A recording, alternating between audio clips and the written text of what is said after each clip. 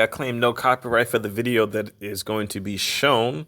There will actually be quite a few other videos, and which are very important for you all to see.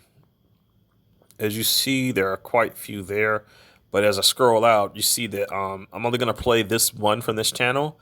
Then we're going to go into why narcissists need to suck the goodness out of you. And then you're going to see the narcissist devalues you and why. There's going to be 3 videos, basically. Again, no copyright. All credit goes to the people who basically brought this information out. And I'm just doing, my part in just helping spread the awareness about it. Definitely check out their channels. It's definitely worth it because it's information like this that's going to help a lot of people out. Because when it comes to dealing with a narcissist, a lot of people don't really understand, the whole problem with dealing with the narcissist in the first place. And it's not like dealing with an ordinary person. It is not.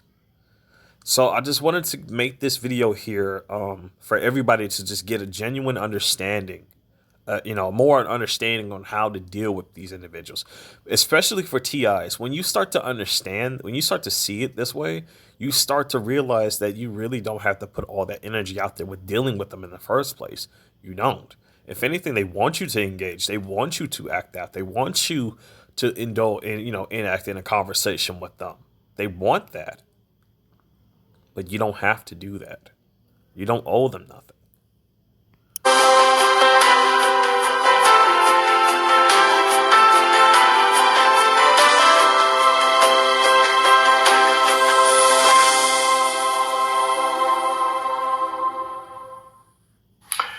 I don't know if you have a well-developed scheme in your mind as to how you're going to engage with people. I hope you do. But one of the things we can recognize is as you interact with those in front of you, you can be a congenial person or you can be an adversarial person. Which do you choose to be? When we talk about being congenial, we're talking about having a sense of pleasantness or being engaging or friendly or sociable, encouraging, interested in others, and having a certain curiosity, a cooperation, things like that. And I'm hoping that's a type of characteristic with all those subcategories that you lead with. Now, there are plenty of people, though, that they go straight to the adversarial mode of thinking when they engage with you. They can just approach relationships with a jaded attitude. They can be critical, bossy, inconsiderate, dismissive, unpleasant, surly, defensive, rude, contrarian, blaming, accusing.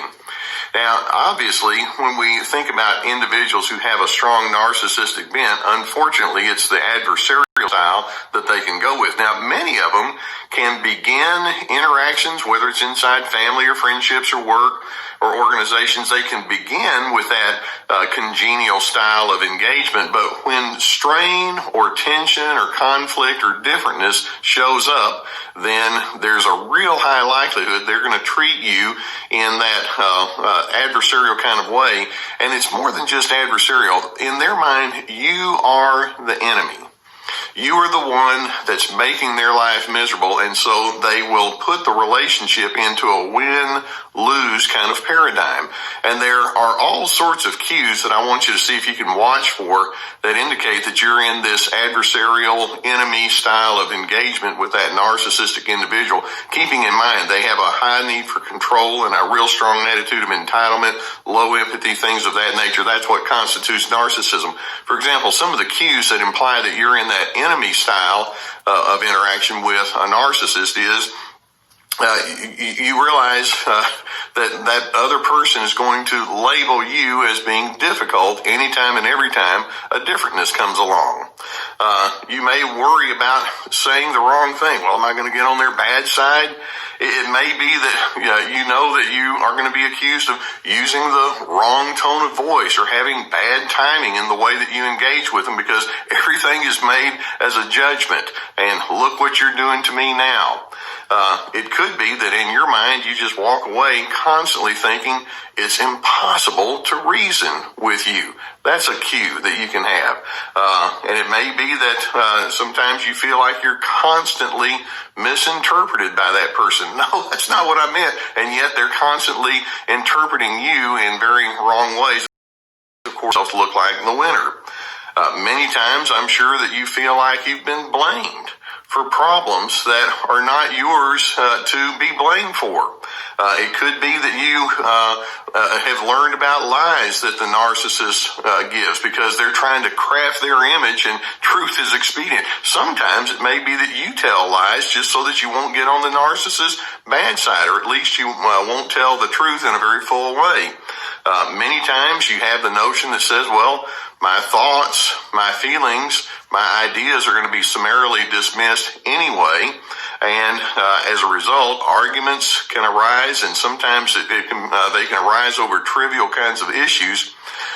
That's what I'm talking about when I say that you can actually have this interaction style with that narcissist where you're the enemy and the narcissist feels that it's their job to vanquish you and make sure that you lose, they win, and it's very much a competition.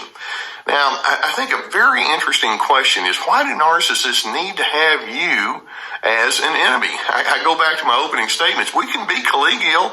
We can be congenial with one another. And when differences come along, it's like, well, that's not a shocker. But narcissists can't do that. The adversarial style of interaction is their norm. They're repeating with you what was done to them all through their lives.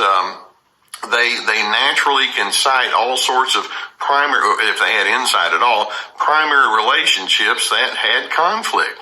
They don't know how to conduct authentic relationships. When I say authentic, what I mean is you get to be you, I get to be me, and there's a sense of genuineness, there's a sense of openness and no pretense. It's like that's not in their vocabulary because way back through their early developmental years, they figured out there's a pecking order in life. And somehow or another, they've got to be on the high end. Now, some of them were on the receiving end of a lot of criticism, so they decided to keep their false self or their false front up to fend off the false criticisms there. Some of them were the golden child, and so they just began thinking, well, I'm always got to be the winner because look how wonderful and terrific I am, and they've been trained to think that way. Either way you look at it, they have a long-standing history of feeling like they've got to be on the high end, and any sense that says that they have lost or they have messed up or made mistakes is terrible to them. They can't deal with it. Narcissists live in a world of shame. Narcissists live in a world of criticism. Narcissists live in a world where emotions are not resolved well. Narcissists live in a world of judgment and conditional acceptance, if acceptance is going to be given at all. Narcissists live in a world where flaws are deemed as disastrous or catastrophes. Narcissists live in a world where the ones who have the most toys wins. Narcissists live in a world of the haves versus the have-nots. Narcissists live in a world where anger is very constant and steady. Narcissists live in a world of constant victimization. Narcissists live in a world of black and white thinking. That's how they've learned to process life. And as a result, they're thinking somehow or another in all this equation with all those things that I have in front of me, I have to win. I have to come out on the good side. And so they must see you as the enemy. More specifically, they must see you as the enemy that they can then conquer so that they can elevate themselves at your expense. I want you to just slow down and ponder the meaning of that. A person has such a disintegrated understanding of life so that the only way they're really going to feel significant is to elevate themselves at your expense. And that implies a person that has a very empty soul and a very empty way of life. So knowing this, there are some truths that I want you to anchor down on it. And the first is just try to remind yourself that when all of this adversarial stuff comes along and you may be arguing and they're coming at you and you think, wait a minute, it's happening, I see it. Understand that you are simply a player on their stage, and it's the narcissist that's writing the script, and you're not required to receive that script as being your own. This narcissistic individual is going to be adversarial no matter who they're in front of. You just happen to be the person that's there in front of you. And so, in addition to that, your efforts to make the narcissist see the light and write a whole new script are probably going to fail, actually pretty close to every single time. That being the case, when the narcissist wants to engage with you in that adversarial enemy style, you have the task in your mind to think very differently as you approach and as you interact with that person. And I'm hoping that you can live a good life that's anchored in a non-destructive, a non-conquering style, but one where your own sense of self-respect leads the way, your own sense of dignity and civility lead the way. That being the case, you're going to have a good life that has no need to other the other individual, but you want to include instead. Your good life has no need to destroy other people. You want to build up instead. In your good life, you feel no need to shame, but you want to look for reasons to be affirming and uplifting toward individuals. In your good life, you have no need to cram others into a mold. You can allow others the freedom to think and choose and be who they are. In your good life, you have no need to chronically come up against other individuals, but instead you can learn to come together where possible. In your good life, there's no need to ridicule, but you can encourage. Now, you see, as I give you this dichotomy, the person who has that adversarial style, the person that has the congenial style, you can see that these are two very distinct approaches toward life. And it's interesting, in some of the comments I get, there are some folks that will say, well, you just need to overpower them before they overpower you. To me, all that says is you're playing the game. And it's actually hypocrisy to say, yeah, I'll get in there and play your game, because just as you're complaining about the way they treat you, then you turn around and do the very same thing. I'm not going to do it. When you are designated as the enemy, you can lay down your adversarial approach. You can recognize that's your game. You have a need to do that. But I want to live a life that's anchored in dignity and respect. And when the narcissist refuses to follow, then I'm going to stay the course. Let me repeat that.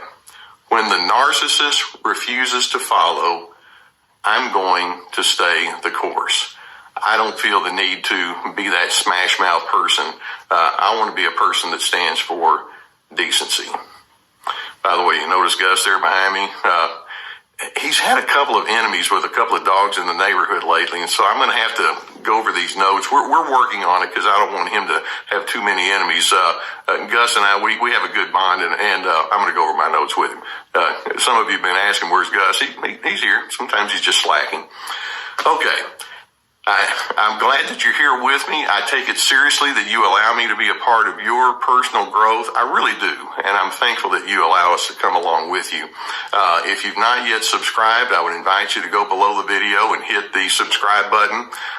You'll also notice that we have a new website, survivingnarcissism.tv, and you can sign up on our email list. Go down to the front page, and it's about 2/3 of the way down the page, and you can sign up for our email list. Gus is getting a little itchy there. If you have a need to unravel some of this stuff with an online counselor, and online is where it's at these days, we vetted a group, and there's a link below that you can make yourself available to that, and I've gotten good feedback from people who have done that. In addition, we have... Okay, I could play the rest, but the message is pretty clear. You also can see the name. You can just type that in and find it. Let's see what else. Okay, why the narcissist needs to suck the goodness out of your life.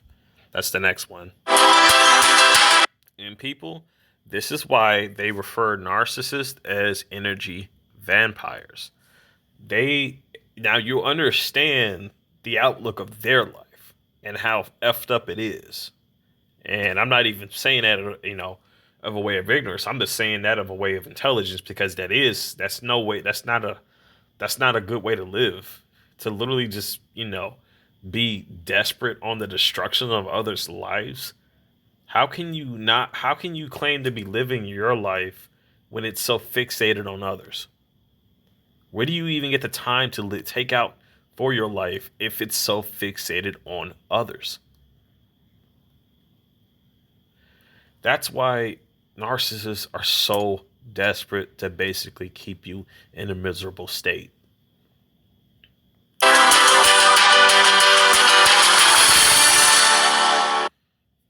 Welcome to Thriver TV, the place to break free from narcissistic abuse with quantum tools and understandings.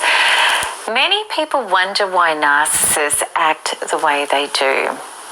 You may be distraught regarding the way the narcissist behaves, having zero consideration for your well-being.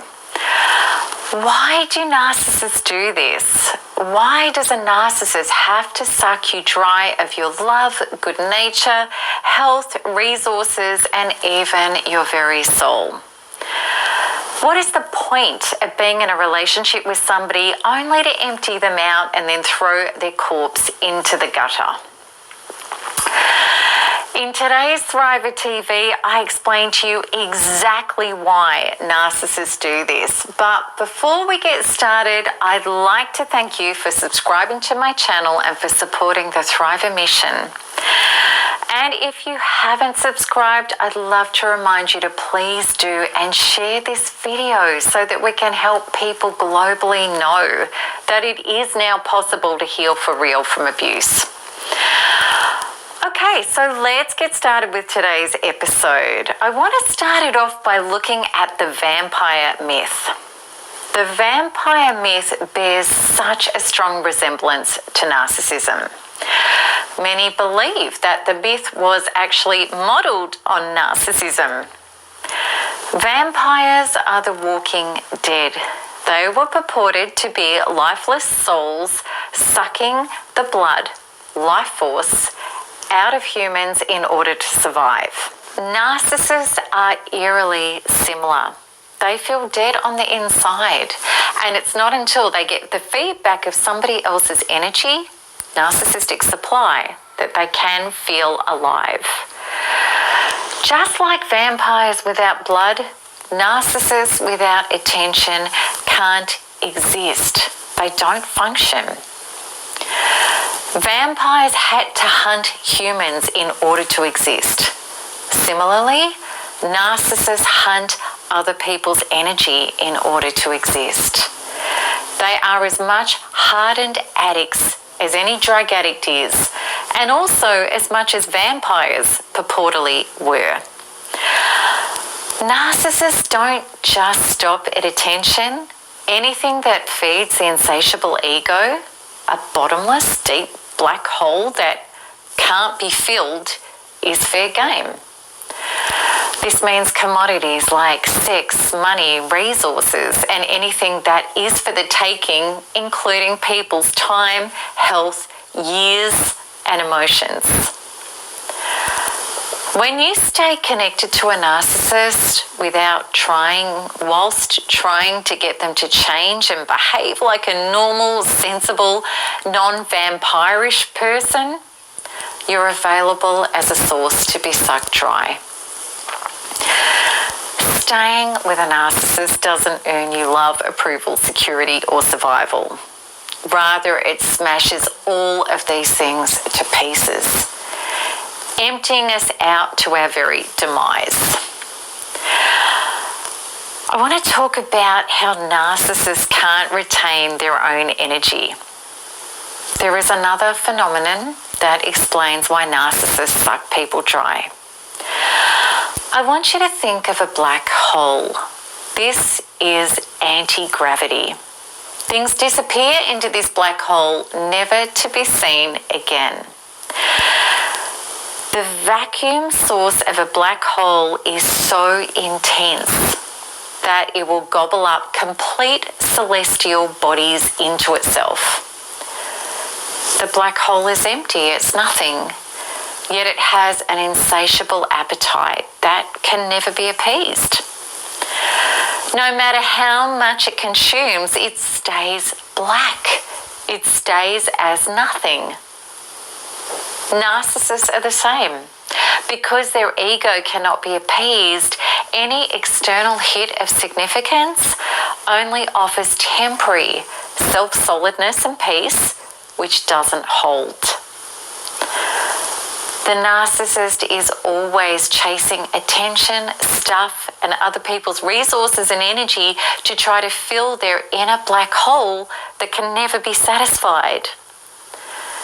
Sooner rather than later, the narcissist is back to craving more to try to offset the horrific feeling of living with an internal black hole that is an emotionally annihilating self-prophecy. Now let's take this understanding even further. The narcissist is a false self. The narcissist does not have an active true self core. The narcissist, as an incredibly damaged and insecure individual, has decided that his or her true self is inadequate and has assigned a fictitious character, a false self, to be at the helm. The false self is a fragile construct. The ego is not solid, confident, or organically experiencing feelings of peace and wholeness. The false self is not connected to one's superconscious creation, source, God. In other words, a higher power. Therefore, the false self is out on the edge of survival all on its own. The narcissist has never faced the inner traumas that have caused such a grave disconnection from his or her true self and all of life. As an empty entity continually in the trauma of separation from creation itself, the narcissist is alone, hungry, and desolate. He or she needs copious amounts of stuff, acclaim, and significance in order to try to feel remotely okay. It's a full-time, fruitless job to feed a bottomless false self. In stark contrast, those of us who did turn inwards to self-partner with our true self, no matter how damaged we were, and did the diligent inner work to heal our inner beings from trauma and false programming up to wholeness, discovered the relief of being connected to ourselves and life healthily. Narcissists sadly don't ever get to experience this oneness. When you move into the light of your healing, you come out of the danger zone of narcissists.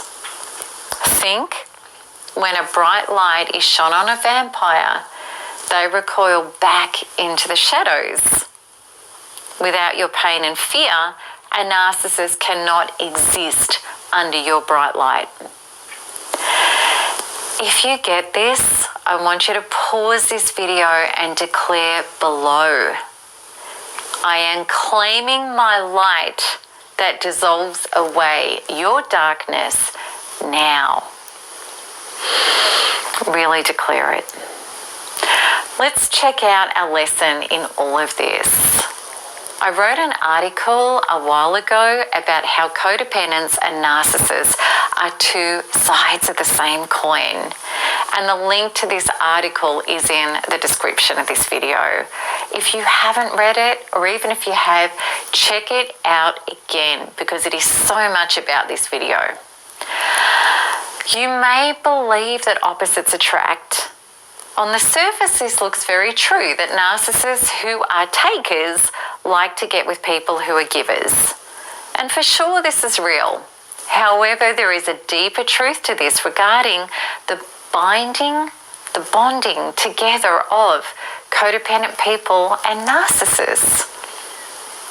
If we are suffering disconnection from our inner beings and carrying trauma and trying to get our outer lives to take the inner trauma away, rather than being self-partnered and doing our inner work, then we are susceptible to narcissists, which means we need to heal. And this is where I come in. I can help you get free from inner emptiness and pain, just as I did, and no longer be susceptible to narcissists latching onto you and sucking you dry. To start this path with me, all you need to do is click the link at the top right of this video. So I hope that this episode has really helped, and please remember to subscribe so that you'll be notified as soon as each new Thriver TV episode is released. All right, so you get the message on that one as far as them, what they do and their correlation of how they're related to vampires. All right, this is a good one. TIs do need to see this one. Upgrade to watch videos ad-free, offline, and in the background. Start a free trial of... If you all, I don't claim any copyright for the commercial, and I really wish they stopped doing that. But of course, they're going to bombard you with commercials. But anyway, if the fellow TIs who's seen anybody who's seen the McDonald's incident video, if you heard the audio log from that, you would hear that the guy kept trying to get me to repeat myself, like he just kept doing the same thing over and over, and he didn't stop. It wasn't until the police was actually about to show up, and of course, the cops are involved already. They knew what the guy was doing, but of course, they were really trying to get out of arresting him and going after him. It's the only time that but something, I really could have pressured the crap out of them to really take care of that, but by me doing that, I would just be expending energy for the narcissist again. So I didn't push it any farther. I just documented the evidence, took it down, saved it, uploaded it, went home. And I wasn't giving them any excuse to be under their authority. Hence why they were trying to ask me, don't you just want to ride in a squad car? I said no. Simply because that's a verbal contract. The way that they were stating it, the way it was going, it was a verbal contract, and they knew it was a damn verbal contract because of the way he acted. If you all saw his face on video, you could tell he was, very disappointed because I told him, no, you can escort me home.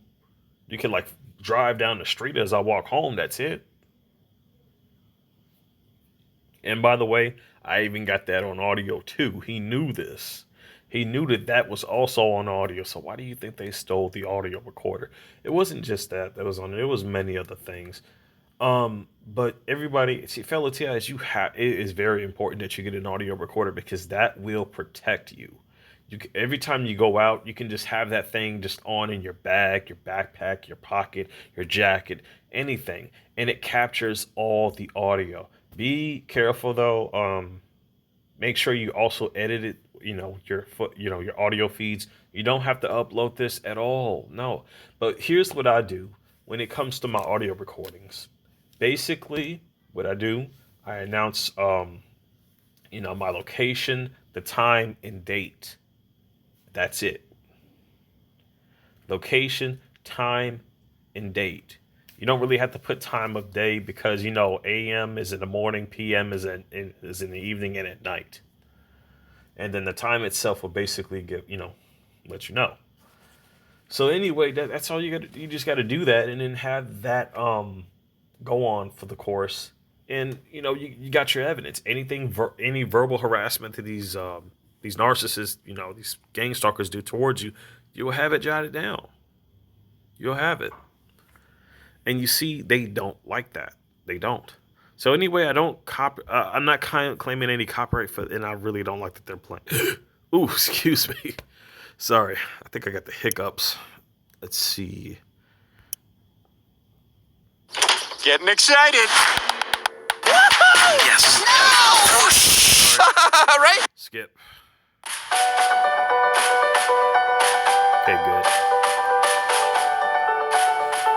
Hi everyone, it's Dr. Romani, and I'm here to take on a very vexing problem, which is Why do you have to repeat yourself so many times before a narcissist hears it, if they hear it?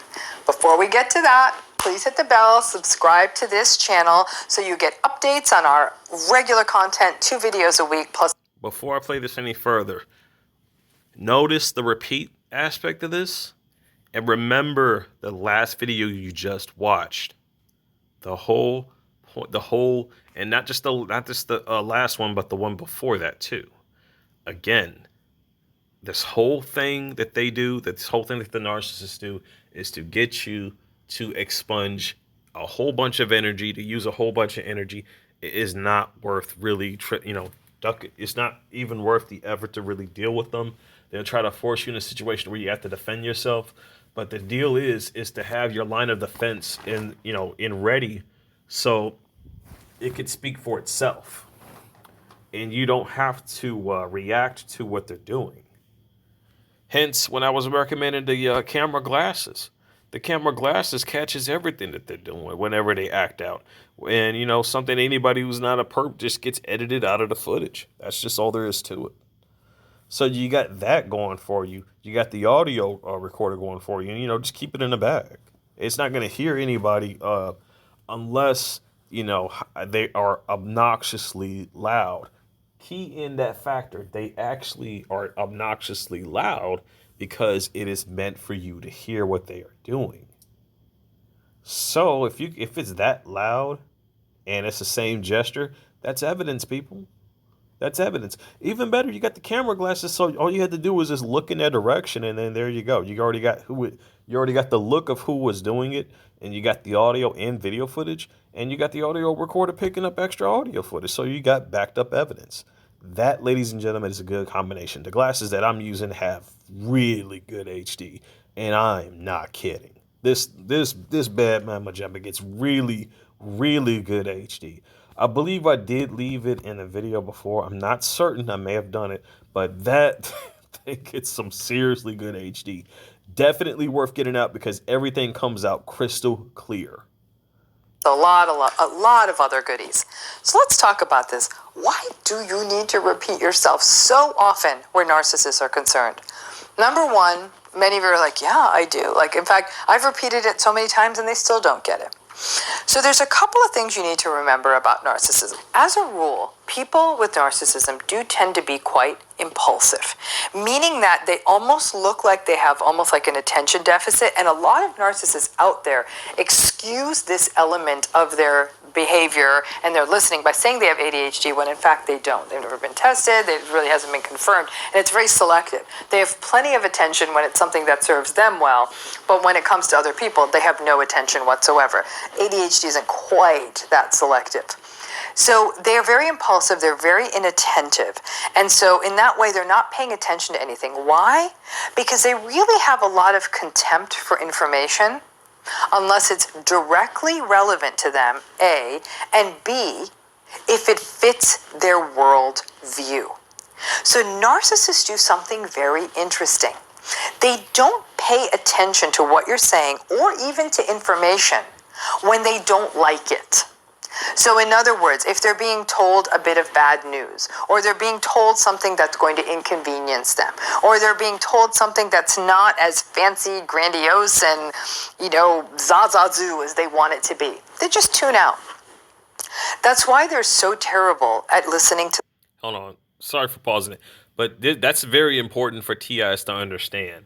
So don't even waste your breath with them. Don't, because it's just going to be pointless. It's just going to be pointless. The main trick of the whole thing is just to not play the game. You don't have to play. You don't have to play or enact to their spectacle. You don't have to prove jack crap to them. You don't. You don't have to prove nothing to them. Ain't nothing. Not a darn thing. Nothing. And that, fellow TIs, is very important. You got to have that kind of attitude. Remember, they're out there to set you up to try to steal your time from you. That's what that is. You're not going out of your way looking for these people. They're going out of their way looking for you. the mundane stuff of life, like, hey, could you pick up some milk today? Or, hey, don't forget to put the trash cans out. Tuesday is trash day. They often, they don't pay attention because there's absolutely no relevance, and those things stand to inconvenience them. They have to stop at the store, they have to put out the trash cans, and in their little grandiose universes, they should only have to listen to very important things that fit what they want. The human cognition, when in a healthy person, is very dynamic. In a healthy person, we can let in all kinds of information, even information we don't like, because we have to integrate it to sort of come up with better strategies. So if you think of very, very, very early hunter-gatherers, they'd be like, this is interesting. We keep coming over here and there's nothing to hunt. So maybe we should go to the other side of the river. A narcissist would keep kind of hanging out on the wrong side of the river because they can't be bothered to integrate the new information. So it is very much a sort of arrogant dismissiveness, like, why are you expecting me to listen to this? As anyone who's ever been in a relationship with a narcissist knows, this can be maddening because you have very clear, many times you'll get to the point right here, look at me in the eyes. Are you listening? Okay, I need you to X, Y, and Z. You need them to do something. And they'll look at you and they're nodding. But if those things aren't interesting to them and they don't want to do them, they're very conveniently going to forget them. And if you get very insistent with them, like, hey, this morning you looked me right in the eyes and said you would do X, Y, and Z. They're like, oh my gosh, like, why do you get so intense about these things? There's your gaslight. Okay? So now, no matter how clearly you communicate, and anyone out there who's ever been in couples therapy knows how frustrating it is. What do couples therapists usually say? You gotta communicate. You gotta communicate clearly. You gotta communicate mindfully. La, la, la, la, la. None of that works in a narcissistic relationship because you literally could put their head in some sort of thing where you turn it towards you and they still aren't listening to you because they're not interested. They don't care. This is very, very problematic because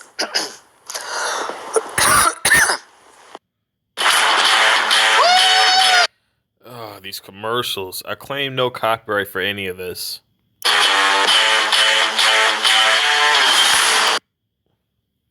This is very, very problematic because whether this is a work relationship, an intimate relationship, or a family relationship, it means things get missed and don't get done. And these could be important things.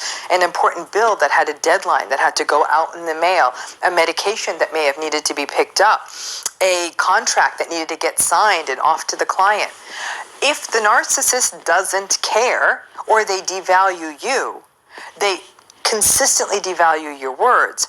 And a lot of us kind of get into the kind of delusional sense that maybe if I keep repeating myself enough. No way. That's super lucky. I give this same luck to everybody who watched this video. 11-11, top left corner. Nice. Get it. Oh no. No matter how many times you repeat it, if they don't value you and they don't value the information, they ain't going to get it. And when you start reacting to that, they're going to gaslight you. So it feels like very much like a dead end. Some people will say, you know what? I'm going to put it in writing. I'm going to put it in an email. I'm going to put it in a text. Same rules apply. Oftentimes their defense there is, I'm ADHD. Favorite narcissistic defense, or they'll say things like, I'm so stressed, or this isn't that important to me, or why are you making such a big deal out of this? So they either use a rationalization, they use denial, or they use gaslighting to rationalize not listening, even when it's put into writing. Now, in workplace settings, this need to repeat and put things in writing tends to work a bit better because, especially in anything other than a very small business, there is a bit of a chain of command, right? So ultimately, you could even show an HR department, say, listen, here's the 10 emails asking this person to do this, and it never got done. And that's something that someone could actually follow up on. But in a close relationship, there ain't no judge and jury, and there ain't no HR department.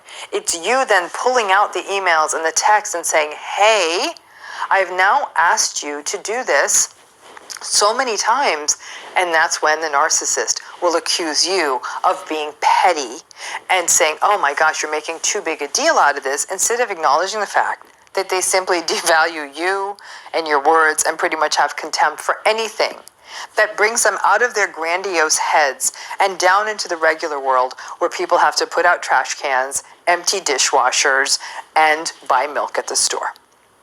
So this idea, though, of having to repeat things over and over again is what leaves a lot of people feeling really destabilized in these relationships. Because we were taught as kids, like, well, if you say things enough, you'll remember them, right? Like, think of how we've even studied for tests. I'm going to keep repeating the state capitals until I get them. That's typically how learning works. Most of us don't have... Okay, I'm going to pause it there. Anybody who has actually experienced this type of thing, you need to, and you're a TI, you need to understand that there's a reason why they were trying to program you, and that's for everybody, man. There's a reason why they're trying to program everybody, and I'm gonna give you a clear enough analogy on why. Oh, hey, me just stand up a bit. Okay. So here's the deal.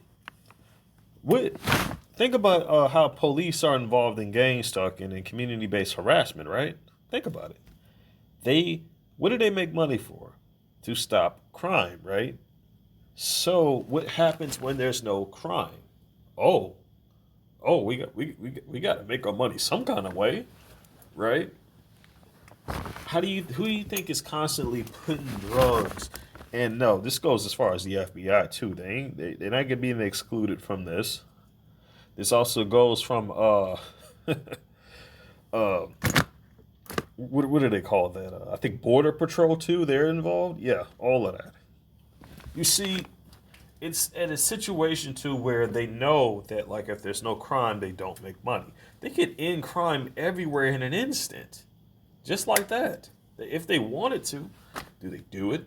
No, because there's no money in it, or at least not enough. Why do you see? They give police officers a quota to fill. Isn't that kind of fucked up? They have to arrest a certain amount of people within a year. Are you fucking serious? A police officer is paid to protect. They're not. It's not supposed to be the narrative. No, you're supposed to just be arresting people, a certain amount of people, and you have to. It has to be this amount of people within a single year, dude. We could have absolutely no crime for a whole fucking year, and those officers should definitely still get paid. That's how the shit should be. It could be no crime within the city or anything like that, and they could still get paid because we have people watching. We have people keeping their, protecting the community for when stuff do arises. That's how that shit's supposed to be. But they don't have it like that. No, they got it to where they gotta have crime. It's gotta be crime around the areas, and they got people paid on the inside. This is why the police department has been infiltrated by actual terrorists. This is why the FBI has been infiltrated by actual terrorists. This is why the government has been infiltrated by actual terrorists, as well as the churches, as well as the Vatican, and so on and so forth. Every single faction of government, every single faction of any kind of security of any kind, including the bank system, every little type of system that is on the grid has been infiltrated by narcissistic terrorists, man. And it's a win-win since they've been programming people, because they've been basically programming people to actually have to fit the narrative of what they need. You see how that works? You notice how we just so happen to have people who really just fits in to that, that narrative? And you ever notice how they try to get you to just fit in when you're in school, to just get you to fit in when you're in high school, especially high school and middle school? I didn't know too much about that crap, and eventually I had a natural avoidance of that because it just didn't feel right. It was either something about their energy or something about their dynamic that just didn't sit right with me. I just couldn't, really put my finger on it, but something stunk. Basically, something stunk, and I'm like, no. And I noticed they all had the same type of characteristics. Every one of these bastards were being a fucking, part of my language, but a follower. And I'm like, no, I don't want to be a follower.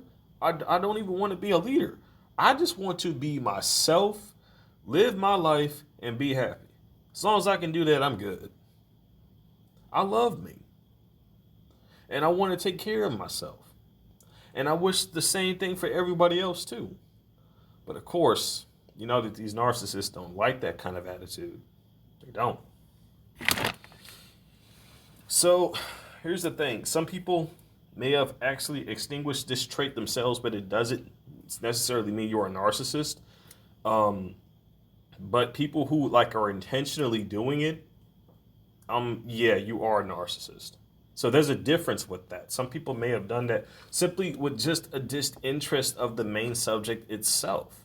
We all have to do stuff we don't want to do, you know? That's just a common thing. You think people want to go to work every day? Of course not. People just want to relax, live their life.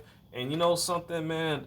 I would actually go out and get another job if I didn't know that the whole system was fucked up. And it was basically just a way to enslave. It's just an excuse to enslave you. I mean, they tell you you have to pay taxes. You have to pay taxes when you really don't, and then you end up with like getting nothing but chump change compared to the real amount of money you could be getting. And then they threaten you with a freaking a tax auditor, and if you don't have the right paperwork, they're gonna screw you over even more. But all you had to do was to simply tell them, show me the law that states I am, I'm mandatory required to pay taxes. That's all you got to do. And if I wasn't being gang stalked, of course I would probably go out and get another job knowing that information. Of course I would. But at the same time, even if I wasn't being gang stalked, I mean, dude, I'm not supporting the masks. I know what that shit is. I'm not. And here's the thing, people. They're telling you to basically be in compliance with something that's going to technically kill you. And I'm saying this for what it is because it's been proven, and this stuff is in violation of OSHA law. When your breathing turns down to that type of level, people have shown this. Isn't it against the Bible to basically commit suicide? So what do you think when you put on that mask that's doing? Everybody, they are desperately trying to collect souls here, and they're doing that to where they are trying to enforce. They're trying to enforce a policy, trying to say, no, you must wear this. You must wear this. By putting that something on, you are involuntarily committing suicide. That's the problem. That's the catch-22 about that. A lot of people don't know about this stuff about you breathing in your own carbon like that, man. A lot of people don't know. And half this stuff, dude, we see these gang stalkers just be wearing these things like, and this is why they don't know. Some of these people who do this, they don't know. Some of them just probably don't know any better, and some of them just don't care. They're okay with this, man. They are just okay with it.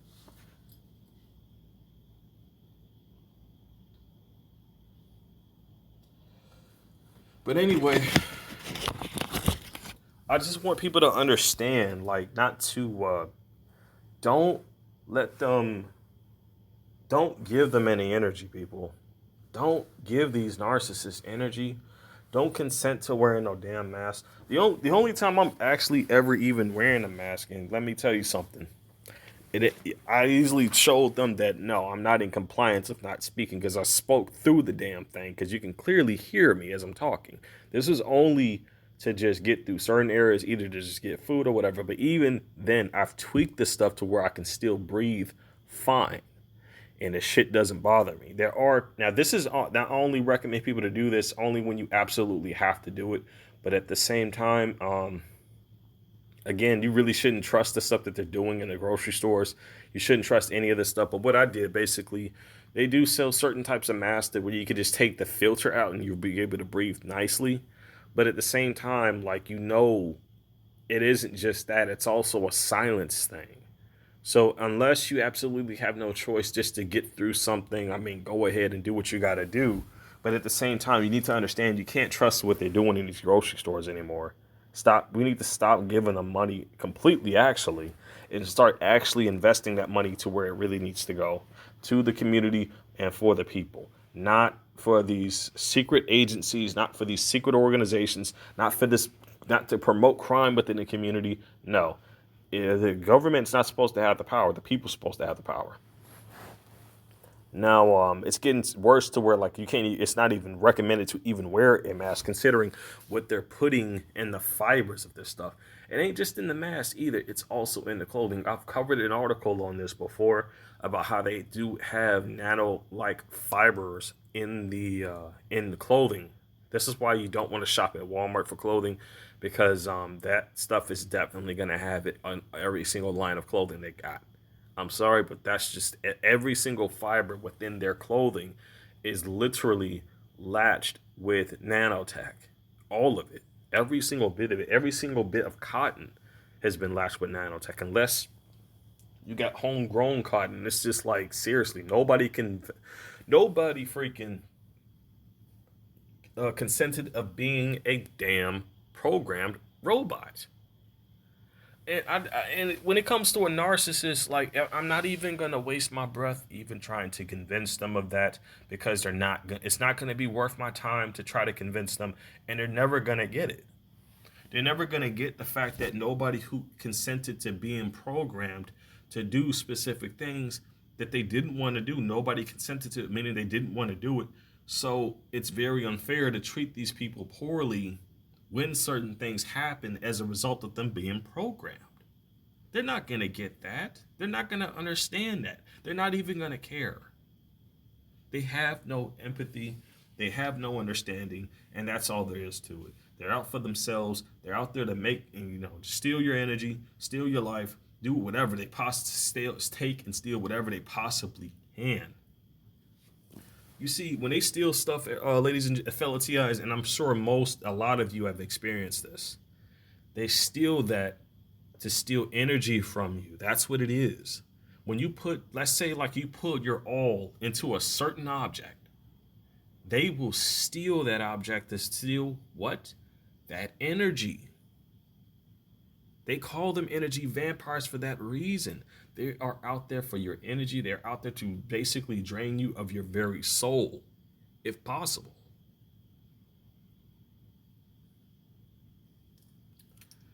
I hope everybody's having a wonderful day. There will be another video attached to this, don't worry. But this is only just for people to have a better understanding when it comes. And a lot of people who are, don't deal with gang stalkers, this video gives a really good example on how these individuals are when us TIs have to deal with them. And again, as the old saying goes, you don't have to play the game. You don't have to play it. You can just walk away. You can just ignore them. You can just go on about your day. The whole point of why they fuck with you is to get you to, to communicate with them. Nothing more, nothing less. All right, good morning to all fellow TIs, truth seekers, and whistleblowers. Okay, for fellow TIs, I'm gonna leave a link to 2 different channels. The first one is gonna be from, I believe the name is Kingdom Minded. Hopefully I'm pronouncing that right. And the second one is gonna be Mustafa. Both of these channels do have really good content, and Kingdom Minded has a lot of good advice that you all definitely need to check out. One thing I want to also mention, fellow TIs, the gang stalkers, and I've actually seen a video on Twitter about this. I wanted to go ahead and bring these videos out to you all as soon as possible. But if I manage to find the video, or if anybody else finds the video, by the way, and they know where it's at, please leave a link to it in the comment section. What the video I'm talking about is, it was a guy. This was around the time during the lockdowns too. There was a guy who caught in. Actually, this wasn't just during the lockdowns. This was actually during the riots. Around the time when the riots were, making headway. So what happened was, apparently, there were people in the neighborhoods swapping people's license plates out. No joke. They were swapping license plates out. They were caught, and, they desperately tried to play it off. It didn't happen. And the resident they gave him a warning, don't let me catch you back here in this neighborhood again. TIs, gang stalkers use fake license plates, okay? They do. They use, even if you manage to get the license plate, it's not going to do you any good because it's not going to identify that person. There's a slim chance. Anytime that they are doing something in their car, I mean, really wrap your head around that. A license plate would identify them, right? But there's no way they're going to write up and do some shit like that to you with their actual plates. No. This is why you must get the VIN number. I'm going to have a video attached to this. They'll actually give you certain clues as to where you can find it. That when you get that number, that particular person who may have psyoped you or gang stalked you, they can't fuck with you anymore because now you know who they are. You know exactly their name, their actual identity, and the look of their vehicle. So if you keep catching them and you cross-reference the footage of what your past footage of the same vehicle, that's proof of them stalking you, and that's how you prove it. And here's the thing: anybody who has gotten several different looks of these cars, the image of these people too, start getting the VIN numbers when you recognize certain familiar looking cars. But don't just identify these cars by color and by their looks. Look for something that really sticks out. That way you know for a fact. And this, when you go back and analyze your evidence, right, then you can actually, you're well within your rights to make a stand, because that's proof that that person is indeed stalking you. I gotta tell you though, my gang stalkers freaked out when I found out this information. Kingdom Minded, you definitely have my greatest thanks for that, because I wasn't really putting too much effort into getting the license plates, because I kind of figured like they may have been trying something, because I knew you can get like temporary plates and all that stuff, and I knew people used. And I knew people. There was a thing that people were using fake license plates. I knew this was a thing. But now that there is another way that we can definitely identify these people, because it's going to be that, that VIN number is going to be on record. They can't change that. And guess what? Even if they do, they try to cover it up in any kind of way. That person is just doing nothing but confirming themselves as a stalker by doing that. Come on. Who's going to be driving around with a covered up VIN number? And especially considering your circumstances, that makes that person look, when that person does that, that makes them look suspicious. So keep that in mind. I hope everybody's morning is very wonderful. I hope everybody's staying safe and strong as they can. As far as anything else goes, I'm actually trying to take a break right now before I analyze my plans further. But I think that starting next month, I'm going to start gathering the necessary materials for my boat. The issue is I'm just debating on how I'm going to be able to transport it all to one location to another. I might just have it delivered somewhere close nearby and then just have it all stacked in one pile. But I need to really process that situation. Anyway, I'm over and out. Stay safe, everybody.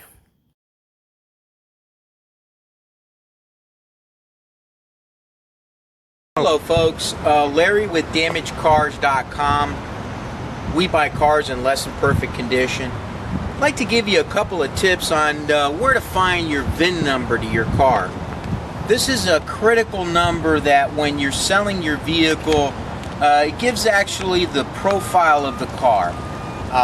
You usually can find the VIN number on the dash of most makes and models. It is also available on the door jamb of the driver's side, but we prefer to go with the dashboard VIN number. I'd like to show you where that is. Please come with me. Okay folks, this is the VIN number of this particular model. On most vehicles you're going to find the VIN number is on the driver's side. This is the VIN number that we prefer for you to give us. It's the number, it's the vehicle identification number, it's from the manufacturer. So this is the one that we request when we're asking you to get us the VIN number. This is the vehicle identification number. Please make sure you try and find it. It's always going to be on the driver's side. It's either going to be a little closer to the actual post here, or it's going to be around this area. But this is the vehicle identification number, or VIN. Okay, on this particular model, there is another area where you can typically find the VIN number on most cars, which would be here in the driver's side. Either you're going to find it here on the side of the car, or you're going to find it in the actual door jamb, or in some occasions you might find it on the actual door. We don't prefer you to give us these numbers just in the case the car has been repaired and this may be a part that got replaced. It won't be the actual VIN number of the car. The public VIN number, or the VIN number that is on the dash, is always the most accurate number to look at. So please give us that number when asked to provide the VIN number.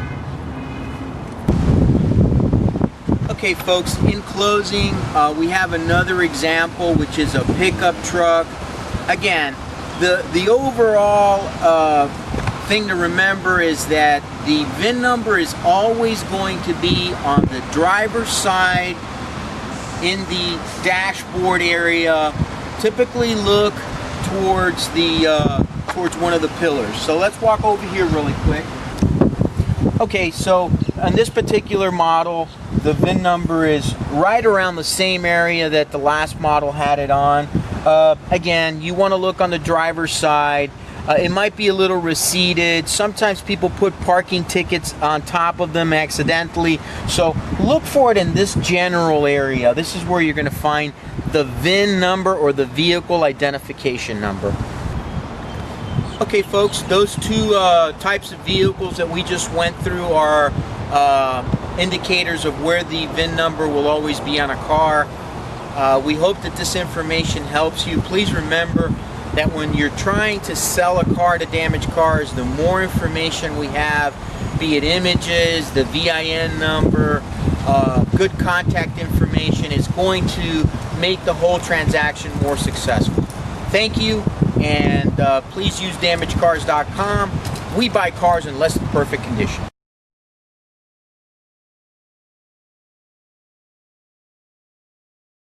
Hey, what's up? I have an EMF meter here. It measures radio frequency radiation, and I have it here. I'm going to measure my cell phone. If you've never seen this, then this is kind of interesting. So they say the recommended amount, the safe recommended amount, should be below 0.2, and if you just seen it, it bounced up to like 0.9. So that's not good. If you see these things just bounce around sometimes, it'll bounce up to like 10.0 sometimes when it's just off. So it seems kind of quiet right now, but if we sit here for a while, there's my cat. Here, we'll turn it on. Sometimes as soon as you just hit the button to turn it on, it makes noise. Here, I'll log on. Yeah, see, did you see that? It just bounced up. Yeah, 20. 18 it was like. So 10.0 would be 50 times the safe amount. And then 18 is almost, that's almost 100. So what would that be, like 80? 80 times the safe recommended amount of EMF. So just walking around with these things in your pocket, or when you have them sitting next to your bed at night, they transmit and put out a bunch of radiation for no reason when they're sitting there. So I mean, I could sit here for a while and see that, but here, let me log on.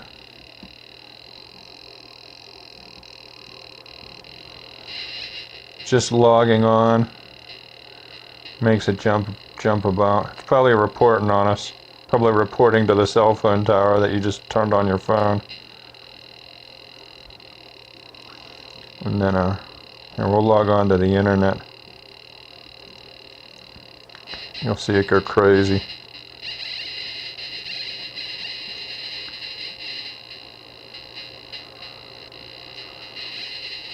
That's just logging on the YouTube. We'll start streaming something.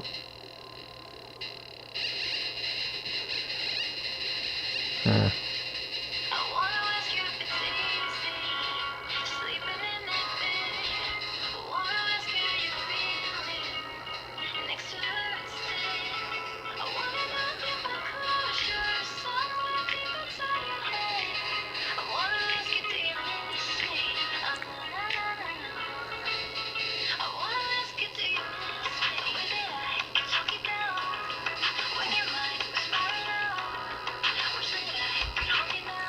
Yeah, so you can see just as long as it's on and transmitting or you're streaming something, the radiation just keeps spiking up and down, going crazy.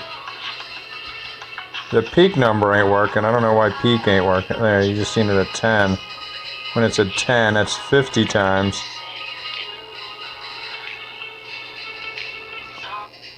Turn it off.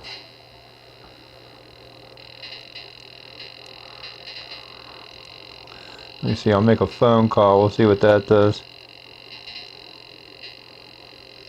Yeah, I don't want to show you who I'm calling. I'll call my other phone.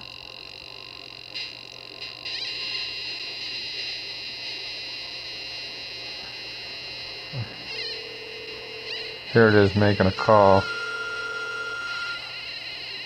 That's what it does when you make a phone call.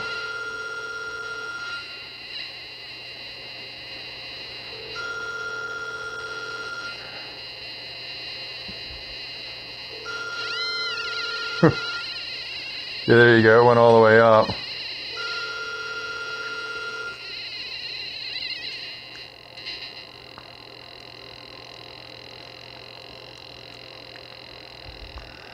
And then it slows down as soon as you turn it off. So yeah, if you're wondering how much radiation EMF your phone is giving off, that's about it right there. Here, this is interesting too. I'll show you. Like the aluminum in my walls, or whatever's in the walls, the metal, makes it go real high.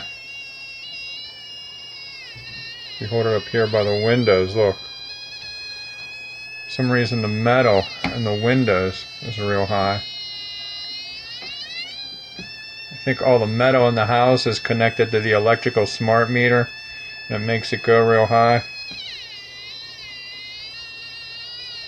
So as soon as we come away, it goes down.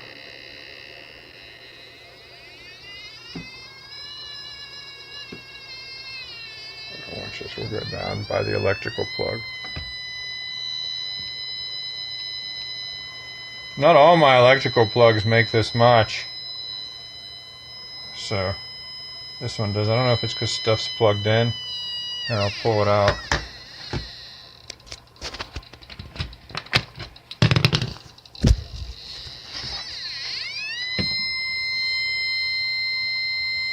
Yeah, it's all the way up there. That's going over 20. It usually says 20, but I guess when it goes all the way past 20, it does that.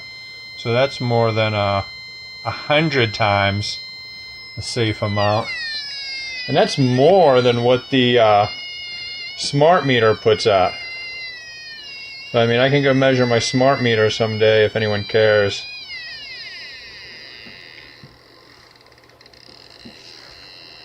But, yeah, I mean, I don't know. The metal in the house that's in the walls, the electrical wires, seems to put off more EMF than the smart meter outside. And more than the cell phone. So the point is, don't sleep with your head against the wall or against the windowsill. Or next to your cell phone. That was my old cat right there, Mustafa. Alright. If you want me to measure anything else or something, let me know. I can do that. Alright. See you.